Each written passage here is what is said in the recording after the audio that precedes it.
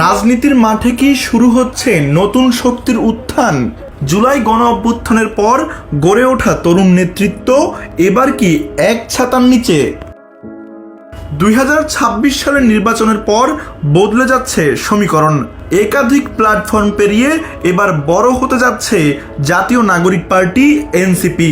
দলে দলে যোগ দিচ্ছেন আন্দোলনের নেতারা, যা তৈরি করছে নতুন রাজনৈতিক আলোচনার ঝড়। জুলাই অভ্যুত্থানের পর গড়ে ওঠে জাতীয় নাগরিক কমিটি, বৈষম্য বিরোধী ছাত্র আন্দোলন, আপ বাংলাদেশ সহ একাধিক প্ল্যাটফর্ম। তবে নানা বাধা পেরিয়ে নির্বাচনে অংশ নেয় শুধু এনসিপি। গুঞ্জন রয়েছে রোববার সংবাদ সম্মেলনের মাধ্যমে এনসিপিতে যোগ দিতে যাচ্ছেন জুলাই অভ্যুত্থানের তরুণ নেতারা। এই তালিকায় রয়েছেন আপ বাংলাদেশের নেতারা। সংগঠনটির আহ্বায়ক আলী আহসান জুনায়েদ, মুখ্য সমন্বয়কারী রাফেজ আলামান রিফাত, মুখপাত্র শাহরিন সুলতানা ইরা সহ ৩৩ জন নেতাকর্মী যোগ দিতে পারেন এনসিপিতে।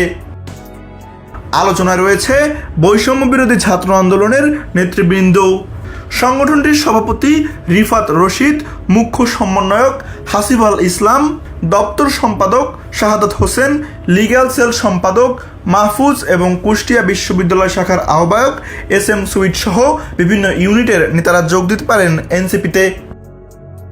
দলের ভেতরে গুরুত্বপূর্ণ দায়িত্বেও আসতে পারেন তারা। রিফাত রশিদকে দেখা যেতে পারে জাতীয় যুব শক্তির গুরুত্বপূর্ণ পদে। হাসিব আল ইসলাম যোগ দিতে পারেন জাতীয় ছাত্র শক্তির ঢাকা বিশ্ববিদ্যালয় শাখায়। এছাড়া শাহাদাত হোসেন ও SM সুইট কেন্দ্রীয় কমিটিতে যুক্ত হচ্ছেন বলে জানা গেছে। ত্রয়োদশ জাতীয় সংসদ নির্বাচনে 11 দলীয় জোটের সঙ্গে অংশ নিয়ে 6টি আসনে জয়লাভ করে এনসিপি। সংরক্ষিত নারী আসনে দলটির মনিরা শারমিন ও ডাক্তার মাহমুদা মিতু রয়েছেন আলোচনায়।